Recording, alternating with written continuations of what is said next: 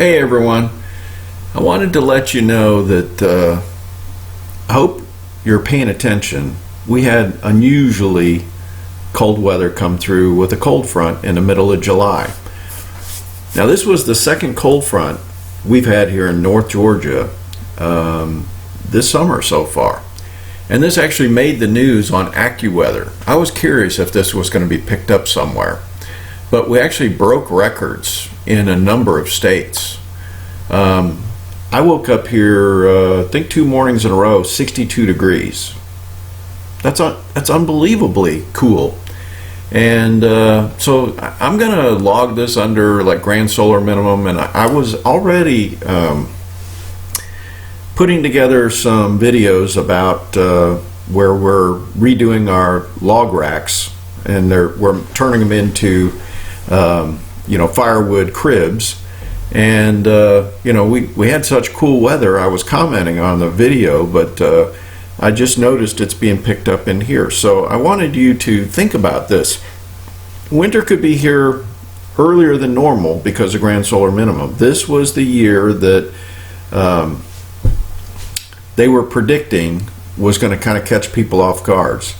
And I still think, if you imagine the fact that we've had so much rain this year up the middle of the country and they've been unable to plant crops, what if this continues into winter and instead of rain now you have snow and just unending one after the other, and it could give you the prelude of what it's going to be like in 2028 to 2032 when they're predicting that we're not going to be able to grow food because it's going to be so cold.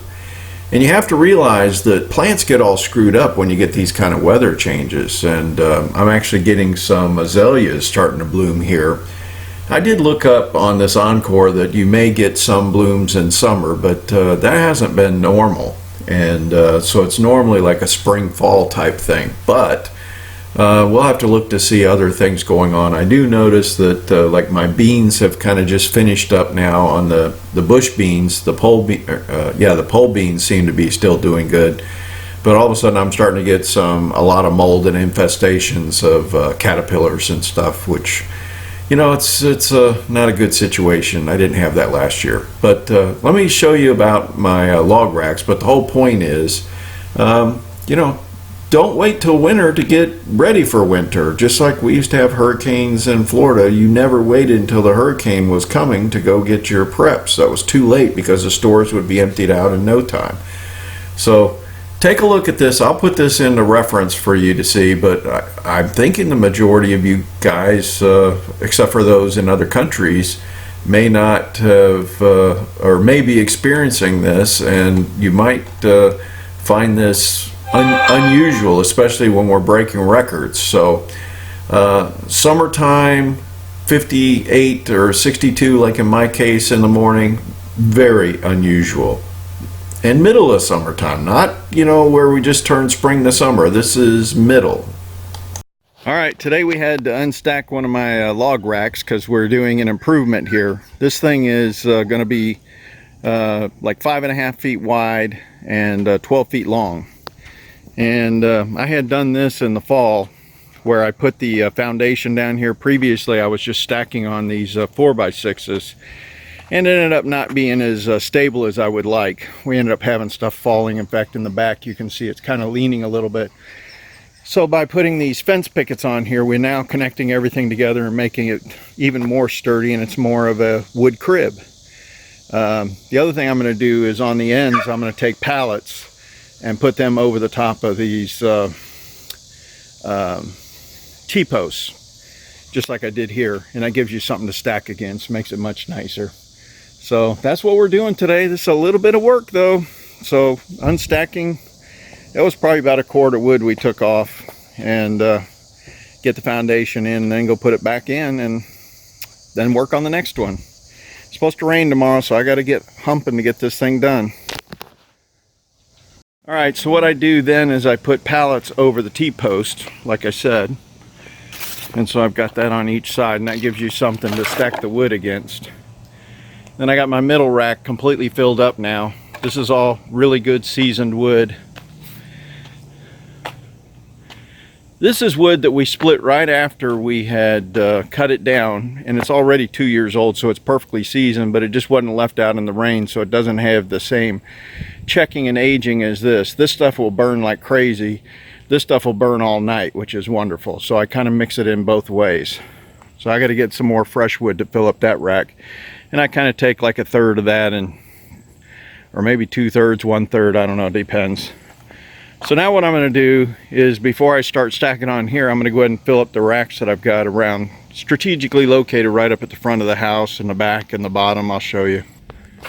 So this is, sorry, it's a little shady right here, but this is a face cord that when I stack this full up, that'll be 1/3 of a cord, and that's right on the front of the house, so that'll cover my upstairs wood stove.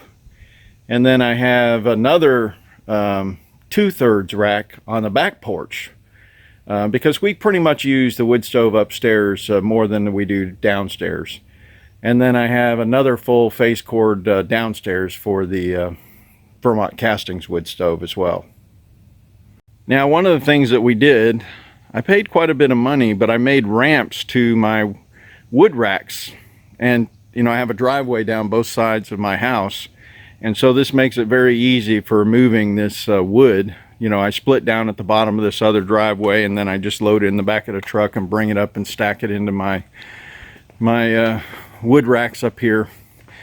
And then I'm building, it's going to be 2 wood racks over there, and I have another one up against the house, so I'll have 3 for upstairs and 3 for downstairs, and I have another ramp down at the lower level to be able to get to wood there.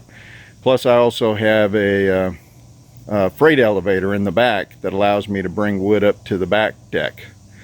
So it you know, you got to think ahead when you're doing all this stuff, but you know, once I get these all loaded up over the next couple weeks, I'll be ready for winter. I'm going to put a roof over that one there, just like I have here. This actually was not that difficult to make, but boy, that makes a huge difference, keeping your wood out of the elements, and it'll cure so much faster. And you can see I've got fence pickets all the way around, so it allows it to breathe. All right, so we had a pretty productive day. Hot today, shoo-wee was it hot. But we got all our racks filled up. We ended up not really getting everything stacked in this other one, but we ended up, you know, filling up the middle rack. And then this one I started working on the back side, but we're running out of daylight and we got rain coming in, and so we just wanted to get it under cover, so we just kind of threw it in there. Supposed to have like a cold front coming through, but normally this time of year, it doesn't mean it's going to get too much cooler. It's just going to get rainy, so we'll see what happens. But I got all the racks filled up now. I got this one updated, and so that's good. So I've got 3 of my racks updated. There's another one, and I still have 2 more I have to do, and I'm going to build 1 more rack on the end of that one, and then I got to get a roof over it. So I've got that yet to do in the next couple of weeks, and then I'm going to get everything all filled up, get everything all split and seasoned for winter. So anyways, it's you don't wait till winter, you know, to do this stuff, just like you don't wait for a tornado to prepare your house, right? You try to do everything you can, or hurricanes or whatever. You try to get everything prepared before something happens. So that's what I try to do. We used a lot of wood this last winter, and so it's time to get it all restocked up. And I've got lots of wood that I got to split down there, so it's just a matter of getting it out here. And everything's looking good. It's this is that time of year where everything starts getting freaking mold and everything, so I've been starting to spray everything, try to keep it under control. And then I had caterpillars in my cucumbers, so I had to spray for that. But I use this organic stuff, and we'll see if that gets it under control. I got a man in training here. It's my grandson, Cole. He's doing a great job. We redid this whole wood crib the other day. Got pallets on the ends now, and then we put a fence slats for decking, and it just makes it so much more stable and easier, and we'll just be able to put a lot of wood in here now. So don't wait to do your winter wood till when it's winter. Go ahead and get things done while it's nice. Now, I did want to tell you, we had 64 degrees this morning, very unusual. Second cold front this summer's come through. I'm not a weatherman, but it's like cold fronts in the summertime. I don't think that's normal. But I appreciate it because we're out here doing hot work, and it makes it pretty doggone nice. Humidity drop down, everything.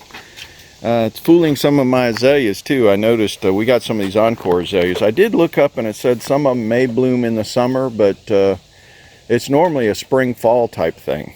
So we'll see what happens. But man, if you're out there trying to grow crops and you get this kind of weather, this could be a bit of a problem. So anyways, just another little update. I hope everybody's doing well.